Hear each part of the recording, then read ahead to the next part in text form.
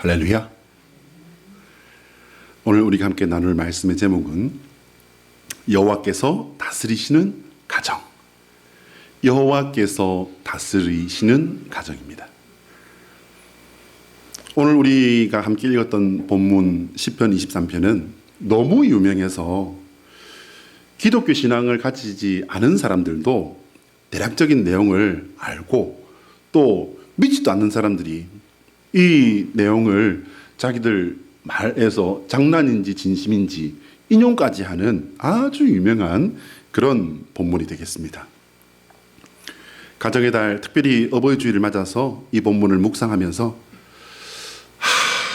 가정이 이래야 되는데 이런 가정 일수만 있다면 얼마나 좋을까라고 하는 그런 소망의 마음을 다시 한번 확인해 보았습니다. 오늘 본문 시편 23편을 여러분 제가 준비했는데요. 표준 세번역 성경으로 우리 다시 한번 같이 읽어볼까요? 앞에 준비되었습니다. 시작. 주님은 나의 목자시니 내게 부족함이 없어라. 나를 푸른 풀밭에 누이시며 쉴 만한 물가로 인도하신다. 나에게 다시 새 힘을 주시고 당신의 이름을 위하여 바른 길로 나를 인도하신다. 내가 비록 죽음의 그늘 골짜기로 다닐지라도 주님께서 나와 함께 계시고 주님의 막대기와 지팡이로 나를 보살펴 주시니 내게는 두려움이 없습니다. 주님께서는 내 원수들이 보는 앞에서 내게 잔치상을 차려주시고 내 머리에 기름 부으시어 나를 귀한 손님으로 맞아주시니 내 잔이 넘칩니다. 진실로 주님의 선하심과 인자하심이 내가 사는 날 동안 나를 따르리니 나는 주님의 집으로 돌아가 영원히 그곳에서 살겠습니다. 아멘. 할렐루야. 이 놀라운 이 찬송의 내용이 나의 노래, 나의 기도, 나의 소원이 되게 하시기를 간절히 소원합니다. 여러분, 가정은 이 땅의 작은 천국이라고 했습니다. 지금까지 여러 가지로 부족함이 있었을지라도 멀지 않은 미래에 저와 여러분의 가정에 이런 축복이, 이런 감사가 함께 하실 줄 믿습니다. 함께 우리 한 목소리로 같이 보실까요? 앞에 보시면요. 하나님의 소원은 예수 그리스도 안에서 성도의 가정이 이 땅의 작은 천국을 이루어 살아가는 것이다. 자, 시작. 하나님의 소원은 예수 그리스도 안에서 성도의 가정이 이 땅의 작은 천국을 이루어 살아가는 것이다. 할렐루야. 천국을 이루시고 천국을 누리시는 저와 여러분 되시기를 예수 그리스도의 이름으로 축복합니다. 오늘 이 본문은 사실은 종의 절기에 이렇게 정해져 있는 본문이에요. 저는 사실 그 본문을 따라갑니다. 그렇다고 해서 다른 설교 내용을 따라하는 건 아닙니다. 본문만 따라갑니다. 화요일 날 설교 모임을 위해서 이제 이 설교 내용을 다 분석을 하고 나름대로 이렇게 정리를 다 했죠. 그리고 이제 생각을 가만히 했습니다. 어떻게 설교의 맥을 잡고 도입을 어떻게 하고 결론을 어떻게 맺을까? 이렇게 이제 구체적인 이야기들을 가만히 이렇게 정리를 하고 준비를 하고 하다가 사실은 너무 유명한 본문이다 보니까 어떻게 말을 해야 될지 좀 난감했어요. 근데 어제 저녁에 갑자기 하나님께서 마음의 감동을 강력하게 주시는 거예요. 우리 가정의 이야기를 통해서 예수 믿는 가정이 받는 복에 대해 우리가 같이 한번 생각해 보자 라고 하는 강한 감동을 하나님께서 주셔서 일필휘지라고 합니까? 한번 손을 탁 대면 그냥 쫙 다 써나가는 거 있잖아요. 한 두세 시간 만에 설교 원고를 다 썼던 것 같습니다. 참 부끄럽습니다. 오늘 저희 가정의 이야기를 꺼낸다는 것이 우리 학원 사람도 계시고 하기 때문에 말한다는 것이 상당히 부담스러운 부분이 있지만 예수님을 믿지 않았던 때에 저희 가정을 우리가 함께 이야기하고 은혜를 나누어 보려 합니다. 저희 아버지께서는 원양어선의 기관장이셨어요. 제가 기억이란 게 시작될 때부터 저희 아버지는 아주 젊은 나이에 원양어선 제법 큰 대형 선박이었습니다. 그런데 기관장이셨으니까 사회적으로는 상당히 능력을 인정받은 사람이었습니다.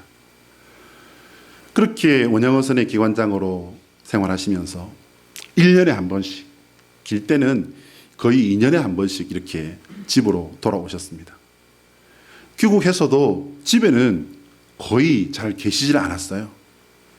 어쩌다 이제 집에 이렇게 돌아와서는 모든 것이 아버지가 집에 들어오시면은 집은 침묵의 세계가 됐어요. 침묵의 세계가 되고 어쩌다가 하는 말은 퉁명스러운 말 아니면 짜증내는 말이었습니다.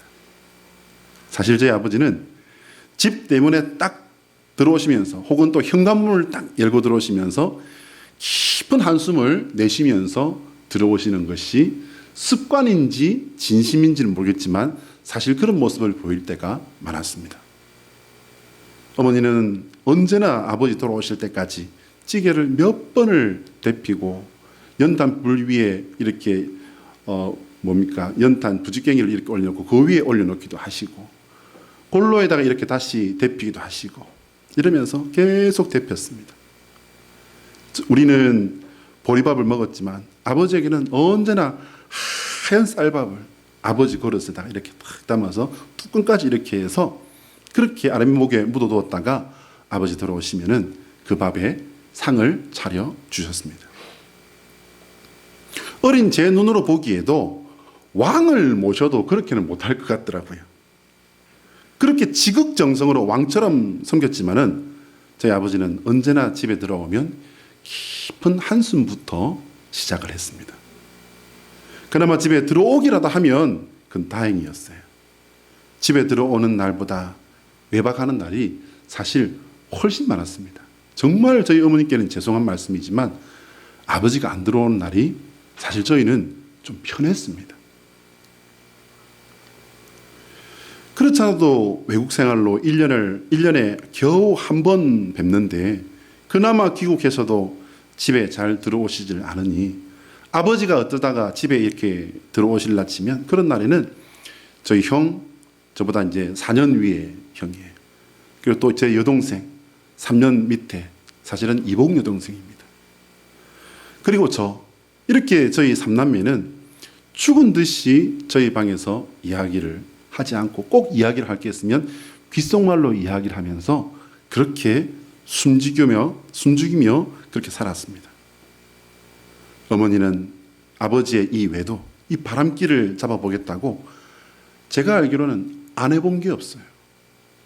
걸핏하면은 절에 가서 이렇게 치성을 드렸습니다. 너무나도 절에 열심히 다니셨던 어머니는 치성 드리는 건 물론이고요. 평소에 집에서 정한수 떠놓고 그 추운 겨울에도 차가운 물에 몸을 씻고 그리고는 치성을 드리는 거예요. 밤으로 새벽으로 그렇게 빌고 또 빌었습니다. 아버지 몸에 지니게 하는 부적은 물론이거니와 굿도 하고요. 언제가 말씀드렸죠. 해운대 조선 비치 옆에서 동해 바다 영왕님, 서해 바다 영왕님, 허이 타라 부적 막 태우면서 빌고 또 빌었잖아요. 정말 별별 걸 다 했던 것으로 그렇게 기억합니다. 비 오는 날, 장대비가 오는 날, 저를 앞세우고 절에 가셔서 이렇게 108배를 하기도 하셨고요. 그런 노력에도 불구하고 결국 저희 아버지는 제가 중1 때로 기억합니다. 가정을 완전히 버리셨습니다. 처자식을 버리고 이혼을 하는 그 자세한 정황을 다 말씀드릴 수는 없는데 아버지가 집을 떠날 때 제가 기억하는 저의 느낌, 여러분 제가 반대했겠습니까? 찬성했겠습니까?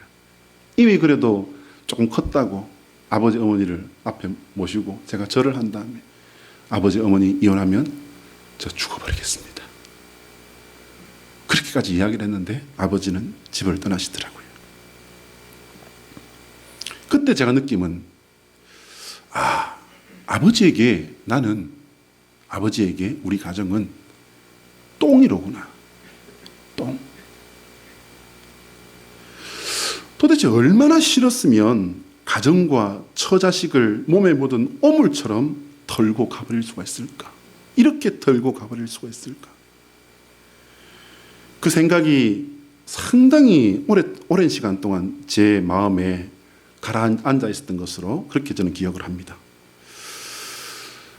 생활을 책임지고 있던 아버지가 가정을 버리자 이제 그때부터는 어머니가 발등에 불이 떨어진 거예요.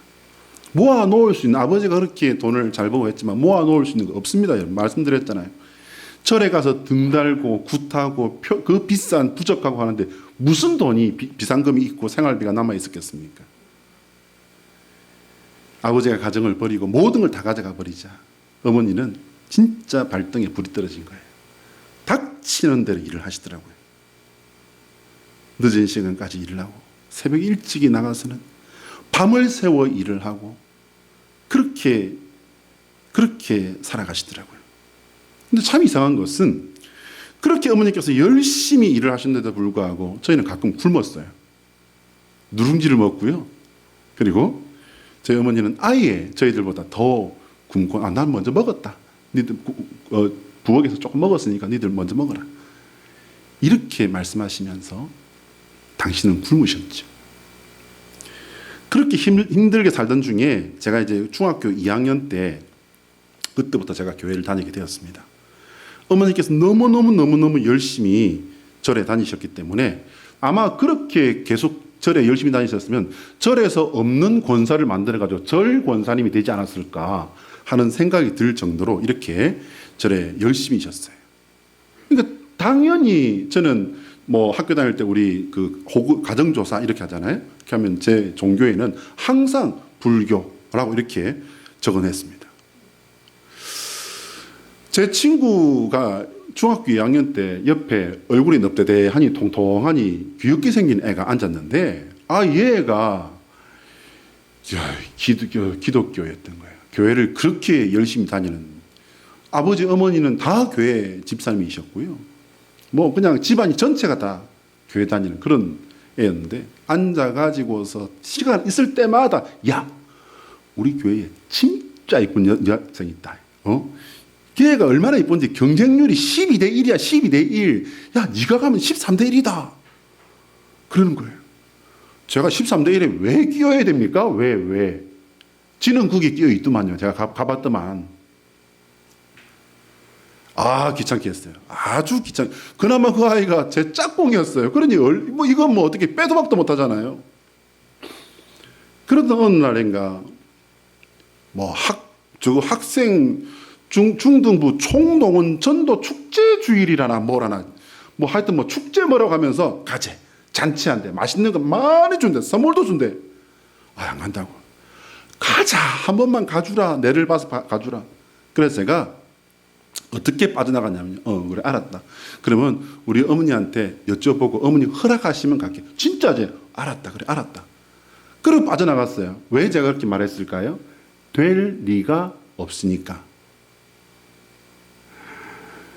그리고 이제 친구와 약속이니까 어머니께 가서 여쭤봤습니다. 어머니, 친구가 저 교회에 이런 일이 있어서 한 번만 가자는데 어떻게 할까요? 가도 될까 했더니 원래 제가 알고 있는 제 예상의 어머니 대답은 그거예요. 안 돼! 야가 지금 뭔 소리 하노? 우리가 지금 뭐 교회 지금 뭐 교회 문턱이 어디 지금 어디가 닿는 게 교회? 안 돼! 그렇게 하실 줄 알았는데 그때 말씀을 제가 지금도 기억해요. 아주 나지막히 한숨을 푹 쉬시더니 그래 가봐라. 저는 어머니가 화가 나신 줄 알고 진짜요? 진짜 몇 번 여쭸어요. 근데 정말이었어요. 가봐라. 그렇게 제가 중학교 2학년 때부터 이제 교회를 다니게 됩니다. 하나님께서 참 은혜를 주셔서 좋은 교회를 갔어요. 고신교단에 아주 보수적이고 그런 기본에 충실한 좋은 교회를 만나서 그렇게 신앙을 시작하게 되었습니다. 저희 어머니께서도 이제 이웃에 아주 열성파, 그때는 집사님이셨죠. 이제 권사님이 되시고, 얼마 전에 이제 돌아가셨습니다. 이웃 아주머니가 열심히 전도를 해서 제가 이제 고등학교에 들어가던 그 해에 이제 저희 어머니도 교회를 본격적으로 나가게 되었습니다. 교회를 다니기 시작했을 때 저에게는 그런 일이 없었는데요. 저희 어머니께서 이제 교회를 다니기 시작하면서 우리 가정에 너무나도 강력하고 무서운 영적인 시험이 오더라고요. 절에 다니면서 이제 모시는 가정들은 가정마다 다 있죠, 여러분. 장롱 위에 뭐 있어요? 우리 강권사님은 정확하게 아시네요. 신을 모시죠. 근데 그걸 뭐라 그럽니까? 신주 단지. 요만한 단지 이렇게 없는 가정 없잖아요. 왜 모르는 척 하세요? 우리 한권사님은 아주 젊어서부터 교회를 다니셔서 그런지 모르시나 봐요. 아마 이 신주 단지 없는 가정은 교회 다니는 사람들은 교회 안 다니는 사람들은 없는 가정이 거의 없을 겁니다. 저희 어머니께서는 아이고 이제 뭐 내가 교회 다니는데 이런 게 뭐 필요했겠나. 그리고는 그 안에 있는 쌀을 갖다가 쌀통에다 샥 부어버리고 싹싹싹싹 씻어가지고서 딱 엎어놨어요. 그날 오후에 몸이 아이고 아프다 이러고는 덜어누웠는데요. 정확하게 만 4개월을 사경을 헤매셨습니다. 헛것을 보고 헛소리를 하고 얼굴을 보면요 무서웠어요. 여러분 그러면 4개월 동안 세 가족이 연락도 없이 교회를 안 나오면 어떻게 해야 되겠습니까? 챙겨봐야 되지 않겠어요? 아니 저희 지금 생각해도요 저희 모교회가 세 가족 관리가 영이 좀 허술했던 것 같아요. 이게 이제 저희 가정을 전도하신 그 권사님이 물어보시죠. 문이나 너 엄마 지금도 몸이 좀 어떻노? 어머니 계속 그러세요. 이상하다. 그때 저희가 신방을 알았겠습니까? 가정 예배를 알았겠습니까? 결국 이제 저희 가정의 상황이 이상하다는 걸 알고는 장로님 한 분과 신방대원들이 저희 집을 찾아왔습니다. 저희 집을 찾아와서 이제 예배를 드리고 가셨어요. 그리고 며칠 텀인지는 이제 제가 지금 기억 못합니다. 저희 가정을 전도하신 그 권사님이 오셔서 기도를 하고 가셨어요. 참 놀라운 것은요, 그 권사님이 와서 기도하시면서 저희 가정을 붙들고 있던 영적인 것을 보고 이제 죽기를 하십니다. 정말 놀라운 것은요, 그날 바로 일어나셨습니다. 하루 이틀인가 상관 만에 바로 일어나 버리셨어요. 저희 어머니가. 어머니는 내가 언제 아팠냐? 병원에 가면 여러분 저희 형님하고 저하고 저희 어머니를 이렇게 끌고 갔어요. 끌고 양팔에 끼고 들고 가다시피 이렇게 끌고 갔거든요. 병원에 가면은 몸살이라고 하는 것 외에는 어떤 말도 하질 않아요. 이렇게 강력한 체험을 한 덕분에 저희 어머니는 하나님께서 진짜 신이라는 사실을 알게 되었습니다. 예수님 믿는 신앙을 가졌지만 여전히 여러분 어려움도 많았고요. 슬픈 일도 많이 당했습니다. 제 이복 여동생은 아버지께 돌려보내야 했습니다. 왜? 가정이 너무너무 어려웠으니까. 끼니를 때울 수가 없을 정도로 어려우니까. 그리고 제 위에 형은 22살 나이에 바다에서 잃었습니다. 시신도 못 찾았습니다. 그런데 참으로 이해가 안 되는 것은요. 정말 이거는 은혜라고 밖에는 말할 수 없는 것은 그런 어려움에 신앙이 흔들리는 것이 아니라 더 굳게, 더 강력하게, 더 간절하게 하나님을 붙들게 되더라는 거예요. 할렐루야.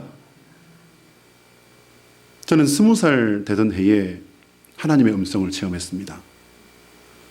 한창 누가 그렇게 가르친 것도 누가 그렇게 막 강권했던 건 아닌데 저희 스승님께서 하신 말씀이 귀에 익어서 내가 기왕에 예수 믿는 거 제대로 해야 되겠다 해서 성경을 읽기 시작했습니다.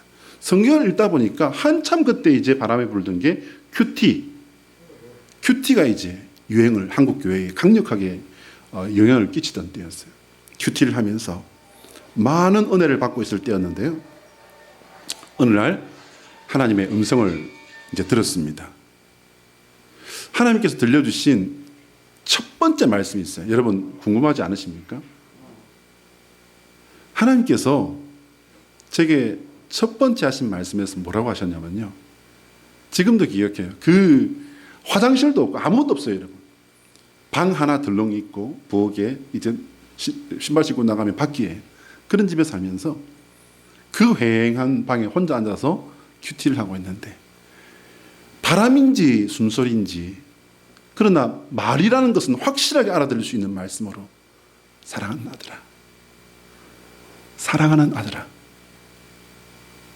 사랑하는 나의 아들아, 내가 너를 사랑한다. 육신의 아버지는 마치 나를 몸에 묻은 똥을 털어버린 것처럼 그렇게 나를, 우리 가정을 버렸는데 하나님께서는 나를 사랑한다고 하십니다. 하나님의 그 사랑하신다는 말씀은요, 제가 지금까지 예수님을 믿고 주님 맡기신 길들을 가면서 저는 그 마음을 단 한 번도 의심해 본 적이 없습니다. 나를 사랑하신 그 하나님을 영원히 찬양하기 소원합니다. 우리 가정은 그렇게 우리 집에서 거의 유일한 기독교 신앙 가정이 되었어요. 여러분, 제가 말씀드린 적이 있죠? 제가 이래봬도요, 장남의 장손이에요, 제가. 장남의 장손인데, 제가 지금 뭐죠? 목사가 되었다. 그렇게 기독 신앙을 갖게 된 지가 올해로 40년째 되었습니다. 자, 그럼 여러분, 40년이라고는 많은 시간이 이제 이렇게 흘렀지만 이게 흘러가버린 게 아니라 쌓인 게 있다는 것을 여러분 정리하십니까? 40년이라는 이 시간이 흘러가버린 게 아니라 쌓인 게 있어요. 그러면 차이가 있을까요, 없을까요, 여러분? 이렇게 예수님을 믿으며 살아온 우리 가정과 어머니와 우리 삼남매를 마치 오물덩어리처럼 떠밀어 버리고 갔던 저희 본가, 사실은 맏며느리신 저희 어머니가 계시고 장남의 장손인 제가 있으니까 저희 집이 본가인데 어떻게 고향집이니까 본가가 되었어요. 본가와는 여러분 차이가 있을까요, 없을까요? 시간은 40년이 흘렀습니다. 아버지는 당신이 선택한 그 허무한 삶의 굴레에서 벗어나지 못하고 맴맴 돌다가 너무나도 허무하게 홀로 심장마비로 세상을 떠나셨습니다. 아버지가 우리 가정을 버릴 때 함께했던 고모들과 본가 가족들은요, 아직도 여전한 상태입니다. 아니, 오히려 그들은 사업도 시작하면서 돈은 잘 벌어요. 근데 여러분, 그들은 아직도 우리 집안에 내려오는 그 집안의 올무에서 헤어나지 못하고 있습니다. 사촌 동생들은 몇 번을 이혼을 했고요. 그리고 이혼을 했다면 뭔가 깨달아지고 생각을 해서 방향을 잡아야 되는데 삶의 방향은 도무지 잡지 못하고 방황을 멈추지 못하고 그렇게 살고 있습니다. 지금도 여전히 윗대로부터 내려온 그 굴레에 잡혀서 맴맴 돌고 있는 겁니다. 40년 동안 저희 어머니와 저는 오직 예수 믿음에 눈을 뜨게 됐고요. 오직 여호와만 참된 하나님이심을 믿으며 섬기며 지금까지 살아왔습니다. 부족하고 힘들었지만 예수님만 섬기는 저희 가정을 이루기 위해서 묵묵히 믿음의 가치를 따르며 그렇게 살아왔습니다. 하나님께서는 그 중간에 믿음의 배우자를 우리 가정에 허락해 주셨습니다. 하나님께서는 지금 우리 가정에, 우리 집안에 딱 아들이 두 개가 죄송합니다. 2명이 있어요. 저희 집안에 아들이 참 흔한 집안인데 이상하게 이제 그 다음 때에 자식이 없어요. 정확하게 아들이 둘이 있어요. 그 아들이 누구다? 주원이와 형원이. 저희 집 사람이 조금 뭐 왜소하고 통통하고 뭐 그렇지만은 저희 집에 들어와서 대를 이어놨어요. 밥값했어요, 못했어요? 밥값했어요. 얼마나 감사한지 모릅니다. 저는 하나님께서 믿음으로 말미암은 삶의 승리를 우리 가정에 주셨다라고 그렇게 저는 확신합니다. 우리 집이 아버지의 외도로 한참 어려울 때 저희 고향 마을에서는요, 2사람 이상만 모이면 저희 집에 새로운 뉴스를 가지고 걱정하고 이야기하기가 바빴다고 합니다. 그런 이야기까지 부산에 살고 있는 저희에게 들려오는 거예요. 2사람 이상만 모이면 저희 집 이야기를 했다는 거예요. 저희 마을이 꽤 큰 마을이었는데도 불구하고. 그러면 여러분, 지금 어떻게 되었을까요? 그때 저희 집 이야기를 하며 혀를 차던 마을 분들은요, 돌아가신 분들도 많지만 대부분이 아직 살아 계십니다. 어머니의 친구분들과 고향 주변 어른들은요, 모두가 저희 가정을 인정해 주십니다. 지금도 내려가면은, 문이나 네가 참 잘해야 된다, 너 엄마 잘 모셔야 된다. 지금도 가면은 그 말씀하십니다. 네가 고생이 많다. 여러분, 고생이 되어도요, 바른 길을 지키며 살아낼 때에 그 길 끝에는 값어치 있는 결과가 있다는 사실을 믿으시길 바랍니다.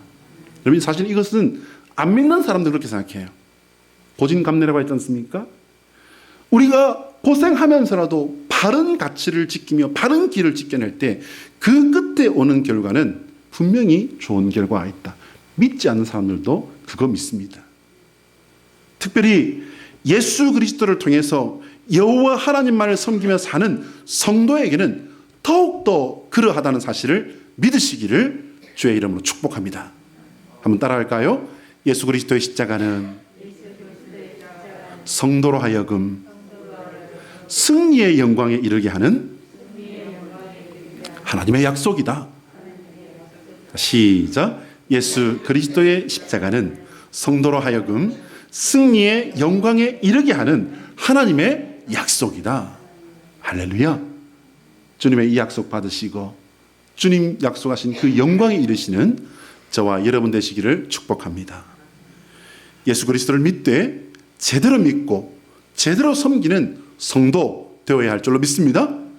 그 가정이 사느냐 죽느냐는요, 여러분, 제가 살아보니까, 제가 믿어보니까 그 가정이 사느냐 죽느냐는 무엇이 그 가정의 왕인가, 이것이 결정하더라고요. 제가 신학 공부를 10년을 넘게 하고요, 목회 사역을 이제 30년 가까이 이렇게 했는데요, 제가 믿어보고 제가 살아보고 수많은 성도들의 그 삶을 이렇게 지켜보고 고민하고 묵상하고 연구하고 공부해 본 결과가 그겁니다, 여러분. 그 가정이 사느냐 죽느냐, 그것은요, 무엇이 그 가정의 왕이냐, 그것이 결정합니다. 선대로부터 내려오는 집안의 내력이라는 것은요, 결국은 대부분이 저주의 대물림이에요. 너무나도 안타까운 것은 그 속에 있는 사람들은요, 암만 설명하고 말해줘도요, 몰라요, 몰라. 그럼에도 불구하고 우리는 포기할 수 없습니다. 왜냐하면 그들은 우리 가족이기 때문이에요. 아직도 그 역사에 붙들려 오도 가도 못하고 있는 불신앙의 가족을 위해 내가 힘써 기도해야 될 줄로 믿습니다. 우리 어머니가 아버지의 그 바람길, 외도를 잡기 위해서 치성을 드린 것보다, 저는 여러분 이것을 우리 기도의 최소한이라고 저는 그렇게 생각합니다. 여러분, 얼마나 간절했겠습니까? 얼마나 간절했겠습니까? 말로는 다 할 수 없는 그런 몸부림이었던 것을 제가 기억합니다. 여러분, 하나님 믿지 않는 헛된 신에게 치성을 드리고 정성을 드리는 이들도 그렇게 사는데요, 만군의 주 여호와, 참 신이신 참 하나님이신 여호와를 섬기는 우리가 하는 기도가 그들만 못해서 되겠습니까? 하물며 가정을 위해, 가족을 위해 하는 우리의 기도가 그들만 못해서 되겠습니까? 힘써 기도해야 될 줄로 믿습니다. 작정하고 몸부림치며 기도해야 될 줄로 믿습니다. 우리가 기도하지 않으면요, 누가 그들을 위해 눈물 뿌려 기도하겠습니까? 이것은 그들은 전혀 몰라요. 그러나 우리는 분명히 아는 사실이잖아요. 그래서 그들을 위해 우리가 기도해야 될 줄로 믿습니다. 여러분, 무엇을 위해 기도해야 되겠습니까? 앞에 화면 보시면은요, 제가 이 기도의 제목들을 이렇게 정리를 해봤습니다. 주님, 누구누구가, 우리 아버지가, 우리 어머니가 예수님을 나의 그리스도로 영접하고 믿게 해주시옵소서. 여러분, 복잡한 말, 아름다운 말 뭐 필요 없습니다. 내 마음에서부터 이 내용을 짜내어서 하나님께 드리면 하나님은 그것을 받으신 줄 믿습니다. 주님, 여호와만 나의 하나님으로 섬기는 우리 가정이 되게 하여 주시옵소서. 주여, 오직 예수의 믿음이 주님 오시는 그날까지 우리 가정에 끊어지지 않게 하여 주시옵소서. 주여, 단 한 사람도 오직 예수의 믿음에서 떨어지지 않게 하여 주시옵소서. 주님, 오직 예수님만 섬겨 사는 우리 가정이 가장 큰 복 받을 믿지 않는 저들이 보게 하옵소서. 저들에게 증거하게 하여 주시옵소서. 기도하시는 저와 여러분 되시기를 예수 그리스도의 이름으로 축복합니다. 기도하겠습니다.